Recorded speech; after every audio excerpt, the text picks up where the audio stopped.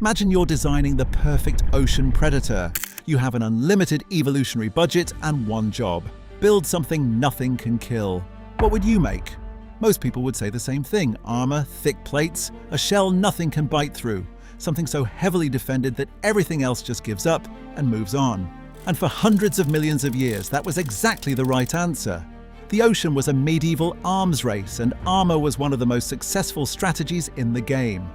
So why did evolution throw all of that away? Because today the most dangerous things in the ocean aren't armored at all. Orcas, great white sharks, marlins, barracudas. These animals are basically just muscle wrapped in skin. No plates, no shells, no armor to speak of. And they are hunting down things that are armored for breakfast without breaking a sweat.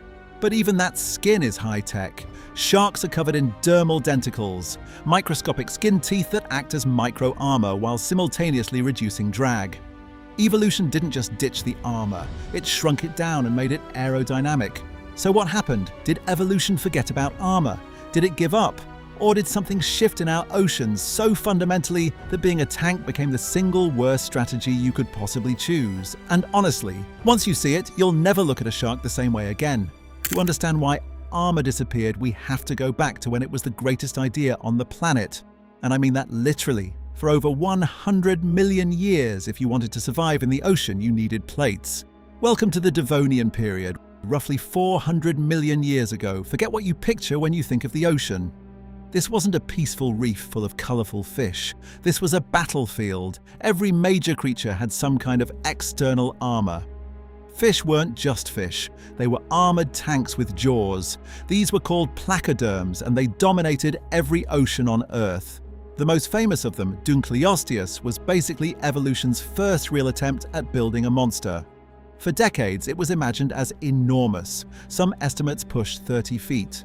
More recent studies suggest it was likely smaller than those early numbers, but still incredibly powerful for its size.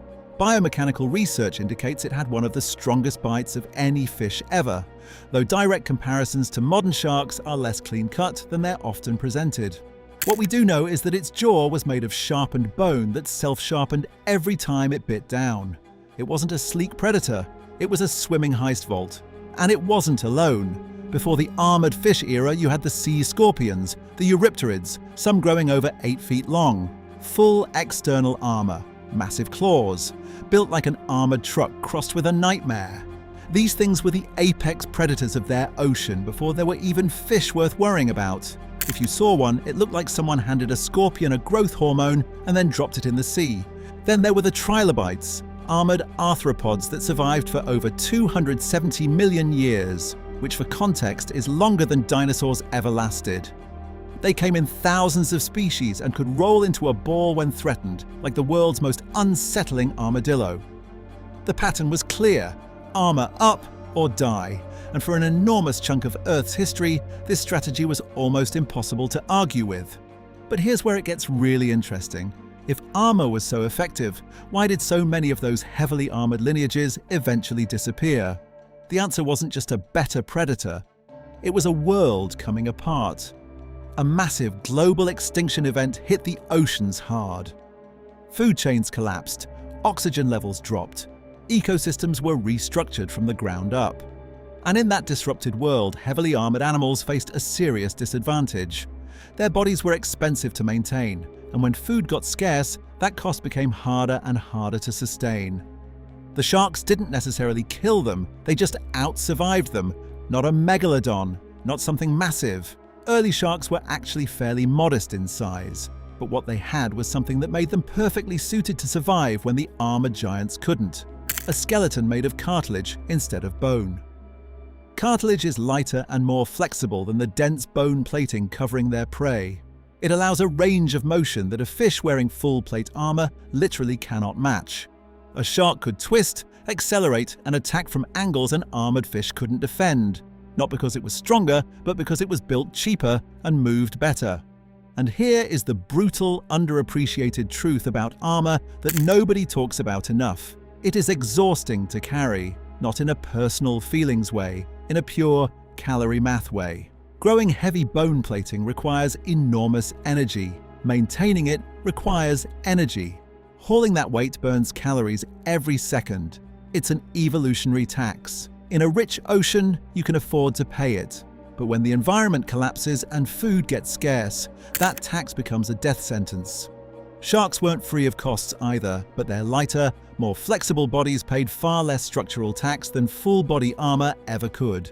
Heavy armor also creates a mobility trap. Heavily plated animals have limited turning radius. They can't twist quickly or dodge effectively. They commit to a straight line. In ancient oceans full of equally slow and clunky prey, that was fine. The moment fast, agile hunters showed up. An armored predator that couldn't turn became a predator that starved. Dunkleosteus in a straight line? Terrifying. Against something that could juke left at the last second, it basically missed its meal and wasted all that energy on nothing. The armored giants had optimized so hard for being unhittable that they forgot to stay fast enough to survive. And the second something came along that could work around their armor rather than through it, they had absolutely no backup plan. After the armored fish era collapsed, which by the way coincided with one of the largest mass extinction events in Earth's history because of course it did, the ocean rebuilt itself around a completely different philosophy. Instead of protection, the winners chased speed. Look at what dominates our oceans today. Sharks, tuna, dolphins, sailfish. Sailfish are among the fastest fish ever recorded in the ocean, clocked at speeds that rival a cheetah on land. Not a single one of those animals has meaningful armor. They are all built around the same core idea. If you're fast enough, nothing catches you, and nothing escapes you either.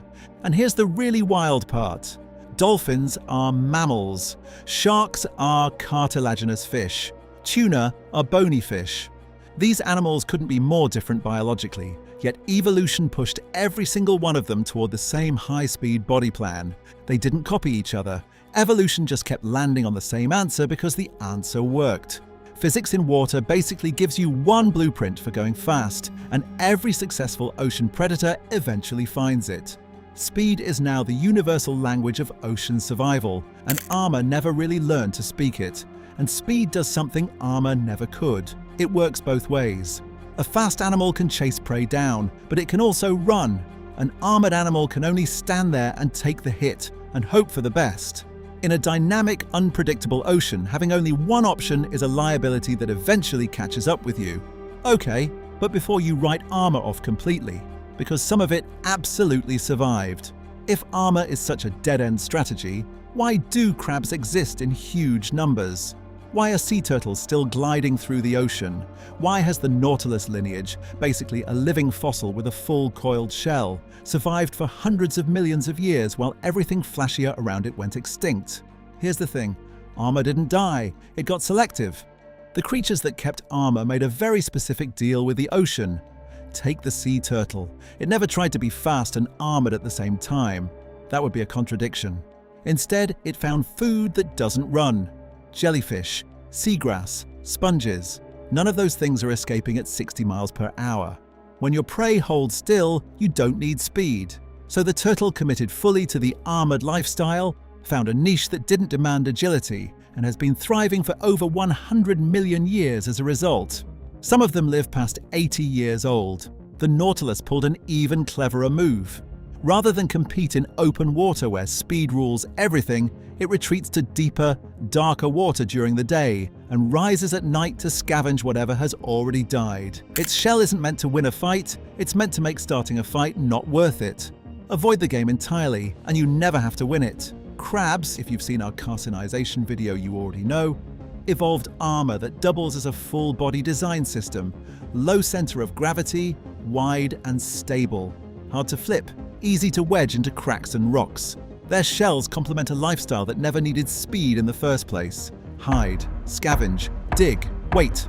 Every armored animal that survived found a corner of the ocean where the new rules didn't apply to them. They didn't beat the speed revolution, they just quietly opted out. But back to the bigger picture, because the energy math here is genuinely fascinating. A shark's skeleton is made almost entirely of cartilage, far lighter and more flexible than the dense bone of most other fish. That lightweight frame means a shark spends dramatically less energy just existing than any armored fish the same size would. And all that saved energy goes directly into speed, endurance, and hunting more effectively. Flexibility, in the most literal sense, is free fuel. There's a concept biologists talk about called the cost of defense, and in evolutionary terms, defense is never actually free.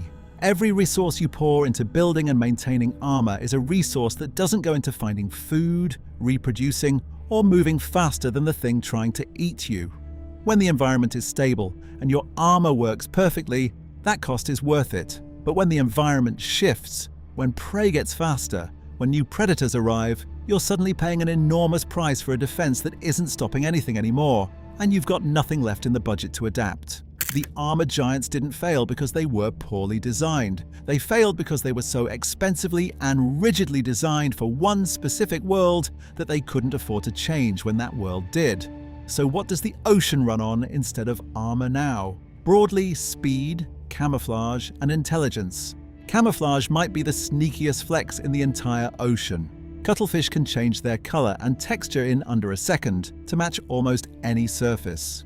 Octopuses are so good at blending in that you can stare directly at one and not see it. They've been documented sitting completely exposed in plain sight with divers hovering inches away and never being noticed. Flounders flatten against the seafloor and vanish.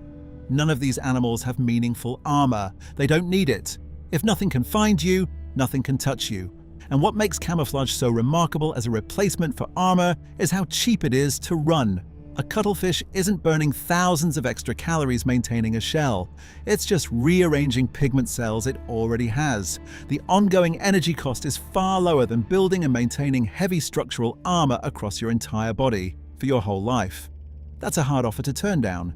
And then there's intelligence. Dolphins hunt in coordinated groups, herding fish into tight panic balls before striking together. Orcas have been documented teaching their calves hunting techniques specific to their region, passing down strategies like a culture.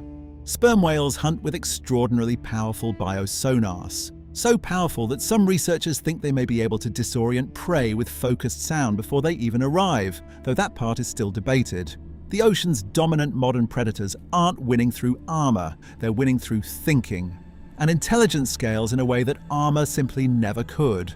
There's a hard physical limit to how thick a shell can get before the weight makes the animal non-functional. But intelligence compounds. A smarter predator finds food more efficiently, survives longer, and passes better strategies to its offspring. Orcas today behave completely differently depending on where in the world they live.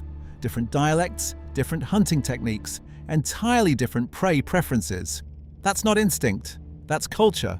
And no amount of bone plating in the history of the ocean ever gave an animal culture.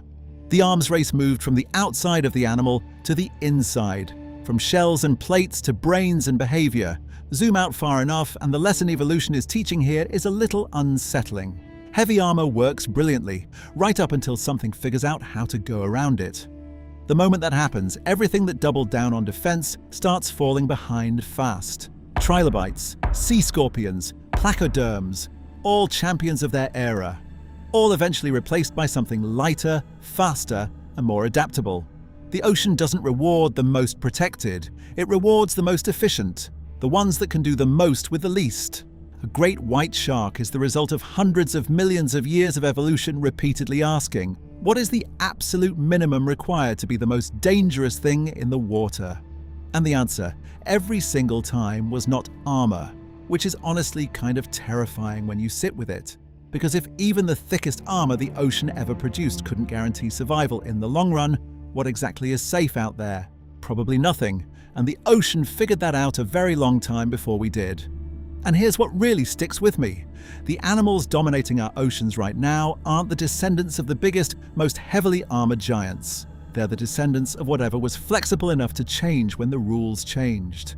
The ocean's winners were never the ones perfectly built for one specific moment. They were the ones built to keep moving past it. If you want to see another wild deep dive into evolution doing something it absolutely shouldn't, go check out why everything in the ocean keeps turning into crabs. It's genuinely one of the strangest things happening in nature right now. Thanks for watching Deep Blue Marble.